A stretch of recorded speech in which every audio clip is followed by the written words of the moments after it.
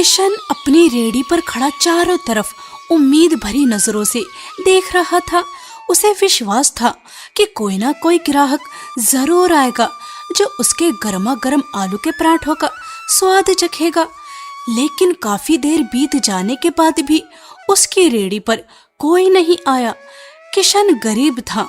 वह रोज बाजार में अपनी छोटी सी रेहड़ी लगाकर स्वादिष्ट आलू के पराठे बेचता था और उसी से अपने घर का गुजारा करता था। हमेशा की तरह आज भी वो सुबह से ग्राहकों का इंतजार कर रहा था। ठंडी ठंडी हवाएं चल रही थी। मौसम बड़ा सुहाना हो गया था।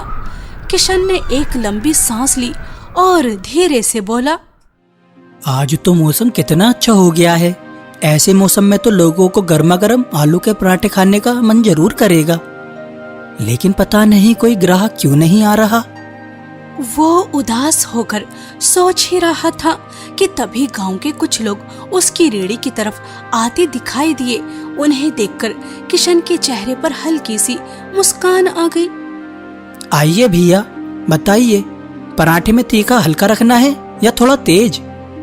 अरे किशन भैया, आप तो जानते ही हो मुझे ज्यादा तीखा पसंद नहीं है, बस हल्का सा मसाला रखना। ठीक है भैया, हमेशा की तरह स्वादिष्ट पराठा बनाकर देता हूँ। किशन खुशी खुशी चूल्हा जलाने लगा। तवा गरम हुआ। तभी अचानक आसमान में काले बादल छा गए। तेज ठंडी हवाएं चलने लगी और बिजली जोर जोर से कड़कड़ाने लगी। इतने में एक ग्राहक बोला, अरे नहीं नहीं भाई, मेरे लिए पराठे मत बनाना। मैं तो सामने सुरेश ढाबे वाले के यहाँ जाकर खाऊंगा। इस बारिश में यहाँ रेहड़ी के पास खड़े होकर कौन खाएगा? लेकिन सुरेश ढाबे वाला कितने महंगे पराठे देता है, और सच कहूँ तो उसके हाथों में स्वाद भी नहीं है जो किशन भैया के पराठों में है। स्वाद अपनी जगह है भाई, लेकिन मैं थोड़े ज्यादा पैसे दे दूंगा। कम से कम आराम से बैठकर ढाबे में बारिश का मजा लेते हुए गर्मा गर्म पराठे तो खाऊंगा। सच कहूँ तो इस बारिश में मैं भी यहाँ अकेला खड़ा होकर नहीं खाना चाहता। मैं भी तुम लोगों के साथ ढाबे पर ही चलता हूँ। ये सुनते ही किशन का चेहरा उतर गया। उसने कहा, अरे भैया, आलू का मसाला तो तैयार हो गया, बस 2 मिनट दीजिए, अभी गर्मा गर्म पराठे बनाकर देता हूँ। यह पराठे किसी और ग्राहक को दे देना, हम लोग ढाबे पर जा रहे हैं। इतना कहकर सभी ग्राहक सामने वाले सुरेश ढाबे पर चले गए। किशन चुपचाप उन्हें जाता हुआ देखता रहा। उसके दिल में जो उम्मीद की छोटी सी किरण जगी थी वो पल भर में बुझ गई। जिस जगह किशन अपनी छोटी सी रेहड़ी लगाता था, ठीक सामने सुरेश का ढाबा था। वहाँ खाने के दाम ज्यादा थे और स्वाद भी साधारण था, लेकिन बारिश और खराब मौसम की वजह से लोग आराम देकर उसी ढाबे की तरफ जा रहे थे। सुरेश ढाबे वाला अपने ढाबे पर बढ़ती भीड़ देखकर मन ही मन खुश हो रहा था। बाजार में सभी रेहड़ी वाले अपना सामान पैक करने लगते हैं, लेकिन किशन शांत खड़ा हुआ था। अरे किशन, तुम अभी तक अपना सामान नहीं समेट रहे क्या? तुम्हें घर नहीं जाना? भाई, आज सुबह से 1 रुपए की भी कमाई नहीं हुई है। अगर खाली हाथ घर गया तो पत्नी को क्या जवाब दूंगा? वह भी उम्मीद लगाए बैठी होगी। सोच रहा हूँ थोड़ी देर और रुक जाऊं, शायद कोई ग्राहक आ ही जाए। भैया किशन, मौसम बहुत खराब है। ऐसे मौसम में भला तुम्हारे आलू के पराठे खरीदने कौन बाहर निकलेगा? सामने सुरेश का ढाबा भी है, लोग वहीं चले जाएंगे। तुम बेकार में समय बर्बाद कर रहे हो। हाँ भाई, बस थोड़ी देर और इंतजार कर लेता हूँ, फिर मैं भी चला जाऊंगा। धीरे धीरे सभी रेहड़ी वाले अपना सामान समेटकर वहाँ से चले गए। अब पूरे बाजार में केवल किशन की रेहड़ी बची थी। तेज हवाएं चलने लगी थी। बारिश की मोटी मोटी बूंदें गिरने लगी थी। किशन अपनी रेहड़ी को बचाने के लिए पास के एक पेड़ की आड़ में खड़ा हो गया। काफी देर तक इंतजार करने के बाद भी कोई ग्राहक नहीं आया। किशन थक चुका था। उसने उदास होकर आसमान की तरफ देखा और मन ही मन सोचने लगा, लगता है आज किस्मत में कमाई लिखी ही नहीं है। अब समय बर्बाद करने से अच्छा है कि मैं घर चला जाऊं। किशन अपना सामान समेट ही रहा था कि तभी एक बुजुर्ग औरत बारिश में भीगते हुए उसके पास आई। बेटा, कुछ खाने को मिलेगा क्या? अम्मा जी, तेज बारिश आने वाली है, इसलिए मैंने सब सामान पैक कर लिया था, लेकिन आपके लिए मैं फिर से चूल्हा जला लेता हूँ। बताइए कितने पराठे बनाऊं? बेटा, भूख तो बहुत जोर की लगी है, 4-5 पराठे खा सकती हूँ। ठीक है अम्मा जी, मैं अभी गर्मा गर्म आलू के पराठे बना कर देता हूँ। कम मसाले वाले बनाऊं ना? लेकिन तुम्हें देने के लिए मेरे पास एक थैला भी नहीं है। अम्मा जी, आप पैसों की चिंता क्यों करती हैं? भूखे को खाना खिलाना सबसे बड़ा पुण्य होता है। मैं अभी आपके लिए गर्मा गर्म स्वादिष्ट आलू के पराठे बना कर लाता हूँ। किशन का ठंडी हवाओं के बीच तवा धीरे धीरे गर्म होने लगा और फिर शुद्ध देसी घी में सुनहरे आलू के पराठे सेकने लगा। ऊपर से उसने मक्खन लगाया। गर्मा गर्म पराठों की खुशबू दूर तक फैल गई। किशन उन पराठों को उस बेसहारा बुजुर्ग औरत को देने लगा। अम्मा जी, लीजिए गर्मा गर्म आलू के पराठे, खा लीजिए। ऊपर वाला तुम्हें बहुत तरक्की दे। आज के जमाने में भला कौन बिना स्वार्थ किसी की मदद करता है? अम्मा जी, मैं खुद एक गरीब इंसान हूँ, लेकिन मेरी माँ ने मुझे बचपन से यही सिखाया है कि अगर तुम्हारे पास थोड़ा भी हो तो उसमें जरूरतमंद की मदद करनी चाहिए। वो बुजुर्ग औरत किशन को ढेर सारी दुआएं देने लगी। किशन ने आसमान की तरफ देखा और एक ठंडी सांस भरी। अब तक उसे समझ आ चुका था कि आज उसकी किस्मत में कमाई नहीं लिखी, लेकिन फिर भी उसके चेहरे पर कोई शिकायत नहीं थी। बारिश तेज हो चुकी थी। किशन अपनी भीगी हुई रेड़ी को धक्का देता हुआ घर की ओर चल पड़ा। घर पहुंचते ही उसकी पत्नी सुमन उसके पास आई। अजी, आज आने में इतनी देर क्यों लगा दी? सुमन, आज 1 रुपए की भी कमाई नहीं हुई। ग्राहकों का इंतजार करता रहा। लोग मेरी रेड़ी तक आए, लेकिन किसी ने पराठा नहीं खाया। अब सीधे सुरेश के ढाबे पर चले गए। अरे बेटा, ये तू क्या कह रहा है? गांव वालों को तो तेरे हाथ के बने देसी घी और मक्खन वाले आलू के पराठे बहुत पसंद है। फिर आज सब सुरेश के ढाबे पर क्यों चले गए? माँ, मेरी तो बस एक छोटी सी रेड़ी है और सुरेश का बड़ा ढाबा। वहाँ कुर्सियाँ हैं, छत है, लोग आराम से बैठकर खाना खाते हैं। अब मॉनसून शुरू हो गया है, बारिश में कौन मेरी खुली रेड़ी पर खाना खाएगा? मुझे नहीं लगता कि अच्छी कमाई हो पाएगी। बेटा, इंसान को मेहनत करना कभी नहीं छोड़ना चाहिए। तो अपनी जान लगाकर मेहनत करता है, बाकी जो किस्मत में लिखा है वही मिलेगा। लेकिन मेहनत करने वाला इंसान कभी हारता नहीं। मैंने सोचा था कि इस मॉनसून में चौपाल पर एक छोटी सी पक्की दुकान ले लूंगा और अपना आलू का पराठे का व्यापार बढ़ाऊंगा, लेकिन लगता है इस साल भी यही रेड़ी धकेलनी पड़ेगी। किशन परेशान था।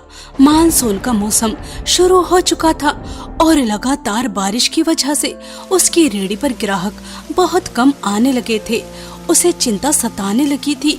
आखिरकार वो अपनी पत्नी और माँ का ख्याल कैसे रखेगा? अगली सुबह किशन फिर एक नई उम्मीद के साथ उठा। अपनी आलू पराठे वाली रेड़ी लेकर बाजार की तरफ निकल पड़ा। बाजार पहुंचकर उसने अपनी रेड़ी लगाई और ग्राहकों का आने का इंतजार करने लगा। कुछ देर बाद 2 ग्राहक उसकी रेड़ी के पास आए। किशन भैया, गरम गरम तो चटपटे आलू के पराठे लगा दीजिए, और हाँ, चटनी थोड़ी ज्यादा देना, आपकी चटनी बहुत स्वादिष्ट होती है। बस 5 मिनट दीजिए। किशन तुरंत काम में लग गया।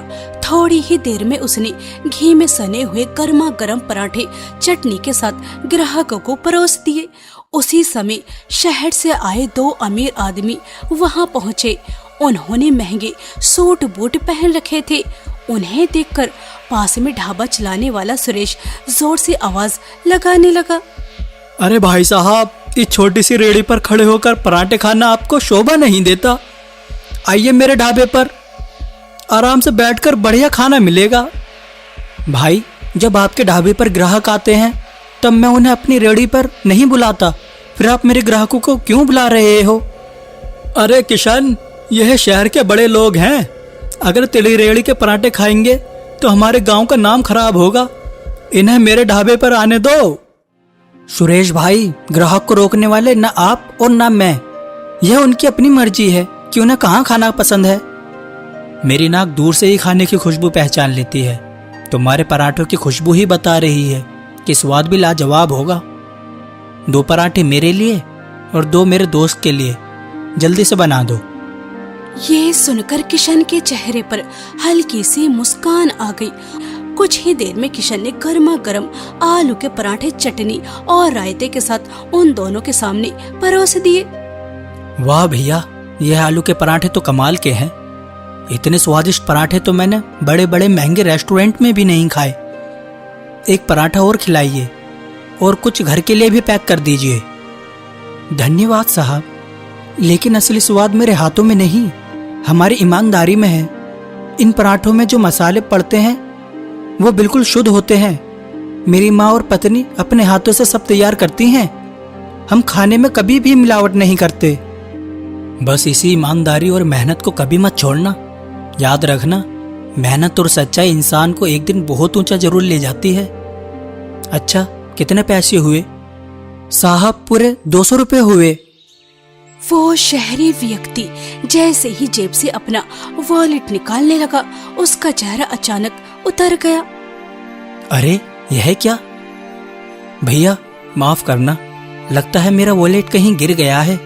मेरे पास तो अभी पैसे देने के लिए नहीं है और मैंने बिना सोचे समझे इतने पराठे खा लिए। कोई बात नहीं साहब, जब दोबारा इस गांव में आना हो तब दे देना। वो अमीर व्यक्ति किशन को धन्यवाद कहकर वहाँ से चला गया। समय बीतता गया। कुछ दिनों बाद फिर एक बरसाती शाम आई। आसमान में काले बादल छाए हुए थे। बिजली जोर जोर से चमक रही थी और हल्की बूंदाबांदी शुरू हो चुकी थी। किशन अपनी रेहड़ी के पास खड़ा सोच रहा था कि शायद आज भी कमाई नहीं होगी। तभी दूर से एक बड़ी चमचमाती गाड़ी आकर रुकी। गाड़ी से वही शहरी व्यक्ति उतरा। उस दिन आपने एक अनजान मुसाफिर पर भरोसा किया था, बिना पैसे लिए उससे पेट भर खाना खिलाया था। आज मैं सिर्फ आपके पैसे लौटाने नहीं आया। आज आपके पास जितने भी पराठे बनाने की सामग्री है, सबके पराठे बना दीजिए। मुझे सारे पराठे चाहिए। ये सुनते ही किशन की आंखें चमक उठी। जिसे आज पूरे दिन एक ग्राहक की उम्मीद नहीं थी, उसकी सारी मेहनत एक ही पल में सफल होती दिखाई देने लगी। लेकिन पास में ही अपने ढाबे पर बैठा सुरेश ये सब देख रहा था। उसके चेहरे पर जलन साफ नजर आ रही थी। किशन की तो किस्मत खुल गई। अब शहरी लोग भी इसके पराठों की तारीफ करने लगे हैं। अगर ऐसा ही चलता रहा तो एक दिन यह बड़ा ढाबा खोल लेगा और लोग मेरे ढाबे पर आना बंद कर देंगे। रामू, रामू, जरा इधर आ। सुरेश अपने ढाबे पर काम करने वाले रामू को अपने पास बुलाता है और उससे कहता है, अभी के अभी किशन की रेहड़ी पर जाओ और ऐसा हंगामा करो कि वह शहरी आदमी यहाँ से चला जाए और दोबारा कभी किशन की रेहड़ी की तरफ देखने भी ना आए। यह काम आपका मुझसे नहीं मालिक, किसी और से करवाना चाहिए। अगर किशन ने मुझे पहचान लिया तो वह सबको सच बता देगा। तेरी बात में दम तो है। चल ठीक है, यह काम किसी और से करवाता हूँ। दरअसल सुरेश अंदर ही अंदर जल रहा था।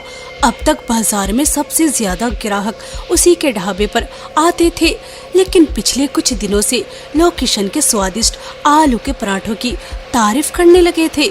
शहर से आए लोग भी उसके पराठों की खूब प्रशंसा कर रहे थे। ये सब देखकर सुरेश के मन में ईर्ष्या भर गई थी। एक दिन उसने अपनी जलन में आकर एक भाड़े के आदमी को किशन की रेहड़ी पर भेज दिया। किशन हमेशा की तरह मुस्कुराया। उसने साफ हाथों से गर्मा गर्म आलू के पराठे बनाए और सुरेश के भेजे हुए आदमी को पराठे खाने को दिए। और कुछ ही देर बाद अचानक वो जोर जोर से चिल्लाने लगा, अरे, यह कैसे पराठे बनाए हैं तुमने? बिल्कुल भी स्वादिष्ट नहीं है।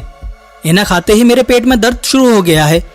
लगता है तुम गंदगी से खाना बनाते हो और मसाले भी नकली इस्तेमाल करते हो। नहीं भाई साहब, ऐसा मत कहिए। मैं बहुत साफ सफाई से खाना बनाता हूँ। देखिए, मेरी रेहड़ी बिल्कुल साफ है और मसाले तो मेरी माँ और पत्नी अपने हाथों से घर में तैयार करती हैं। उनमें रत्ती भर भी मिलावट नहीं होती। तो क्या मैं झूठ बोल रहा हूँ? जरूर तुम्हारे पराठों में मिलावट है, तभी तो मेरी तबीयत खराब हो गई है। अरे गांव वालों, इसके आलू के पराठे मत खाना, नहीं तो तुम भी बीमार पड़ जाओगे।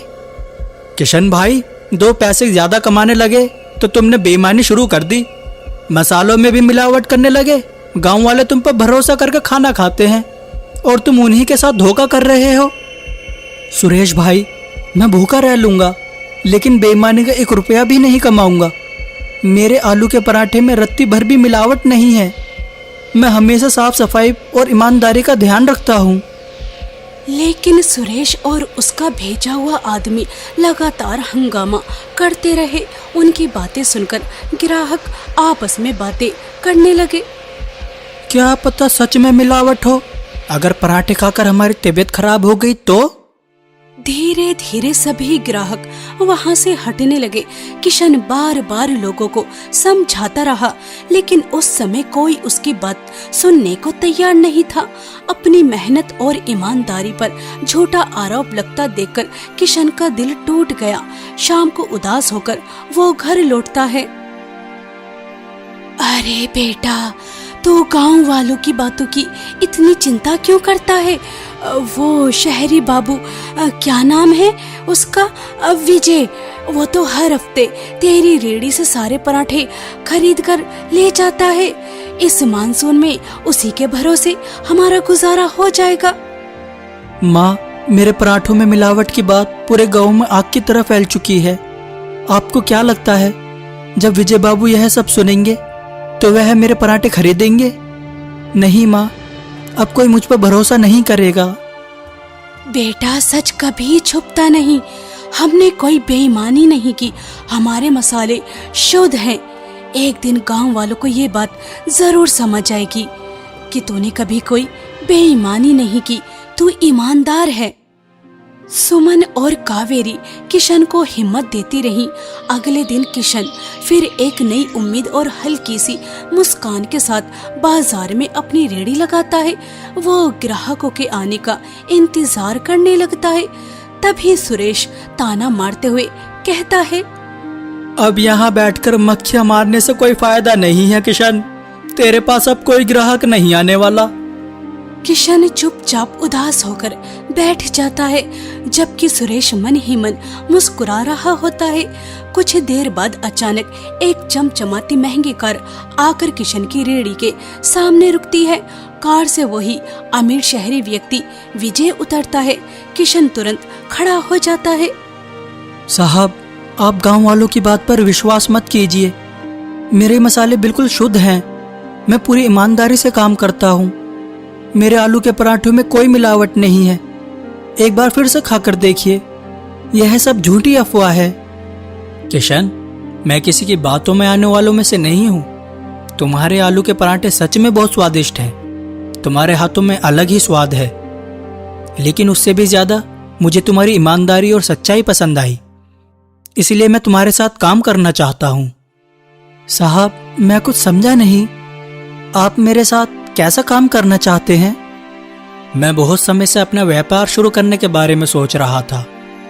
हाईवे पर मेरी एक जमीन पड़ी है। हम वहाँ एक ढाबा खोलेंगे, खास तौर पर आलू के पराठे और अदरक वाली कड़क चाय का। पैसा और जमीन मेरी होगी और स्वादिष्ट आलू के पराठे तुम बना कर दोगी। किशन ये सुनकर बहुत खुश हो गया। उसे अपनी किस्मत पर विश्वास ही नहीं हो रहा था। घर पहुंचकर उसने सारी बात अपनी पत्नी और माँ को बताई। मैं कहती थी ना बेटा, ऊपर वाले के घर देर है लेकिन अंधेर नहीं। माँ, हम हमेशा उसी भरोसे और ईमानदारी के साथ काम करेंगे जैसा अब तक करते आए हैं। कभी खाने में मिलावट नहीं करेंगे और हमेशा प्यार से लोगों को खिलाएंगे, क्योंकि खाना सिर्फ पेट भरने के लिए नहीं होता, उसमें इंसान का प्यार और मेहनत भी होती है। धीरे धीरे दिन गुजरने लगे और हाईवे पर किशन का आलू पराठे वाला ढाबा बहुत मशहूर हो गया। उसके अच्छे दिन शुरू हो चुके थे। किशन को उसकी अच्छाई और ईमानदारी का फल मिल रहा था। वो अब एक खुशहाल जिंदगी जी रहा था। लेकिन दूसरी तरफ सुरेश के ढाबे की हालत बहुत खराब हो चुकी थी। वो दिन भर खाली बैठा मक्खियां मारता रहता था। अब तो ग्राहकों ने आना बिल्कुल ही बंद कर दिया। कोई मुझसे कुछ खरीदने ही नहीं आता। तभी वहाँ एक बूढ़ा व्यक्ति आया और उससे बोला, सुरेश, यह सब उसी का परिणाम है जो तुमने किशन के साथ किया था। तुमने उस पर झूठा इल्जाम लगाकर पूरे गांव में उसकी बदनामी की थी। किशन के आलू के पराठे इतने स्वादिष्ट होते हैं कि दूर दूर से खाने आते हैं सभी लोग, और तुम्हारे ढाबे की तरफ कोई देखता भी नहीं है। उसे उसकी सच्चाई और मेहनत का फल मिल रहा है। गांव वालों को भी सच पता चल चुका था। उन्हें समझ आ गया था कि किशन के आलू के पराठे में कभी कोई मिलावट नहीं थी। वो हमेशा ईमानदारी से काम करता था। असली मिलावट और बेईमानी तो सुरेश करता था। गांव वालों ने भी सुरेश को उसकी गलतियों की सजा दे दी थी। अब कोई उससे कुछ नहीं खरीदता था। सुरेश को अपनी गलती का एहसास हो चुका था। एक दिन वो किशन के पास गया। किशन भाई, मुझे माफ कर दो। मैंने तुम्हें सिर्फ इसलिए बदनाम किया क्योंकि मुझे डर था कि तुम मुझसे आगे न निकल जाओ। लेकिन अब समझ आया कि बुराई का परिणाम हमेशा बुरा होता है और अच्छाई का फल हमेशा अच्छा मिलता है। हो सके तो मुझे माफ कर देना। मुझे पूरा विश्वास था एक दिन गांव वालों को मेरी ईमानदारी और सच्चाई जरूर पता चलेगी, और मुझे यह देखकर भी अच्छा लगा कि तुम्हें अपनी गलती का एहसास हो गया है। मैंने तुम्हें माफ कर दिया है। तुमने तो मेहनत और ईमानदारी से इतनी तरक्की कर ली है, लेकिन मैं अपने बुरे कर्मों की वजह से सड़क पर आ गया हूँ। अब कोई काम धंधा भी नहीं बचा। घर के हालत बहुत खराब हो गए हैं। सुरेश, दुखी मत हो। अब मेरा काफी काम बढ़ गया है। अगर तुम चाहो तो मेरे साथ काम कर सकते हो। यह जानते हुए भी कि मैंने तुम्हारे साथ कितना बुरा किया, फिर भी तुम मुझे अपने यहाँ काम पर रख रहे हो। इंसान से गलती हो जाती है, लेकिन सबसे बड़ी बात यह है कि उसे अपनी गलती का एहसास हो। तुम्हें अपनी गलती समझ आ गई है, बस यही काफी है। ज्यादा मत सोचो और कल से काम पर आ जाओ।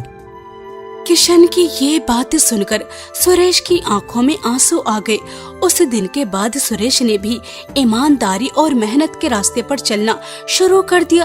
किशन की अच्छाई और सच्चाई ने एक बुरे इंसान की जिंदगी बदल दी।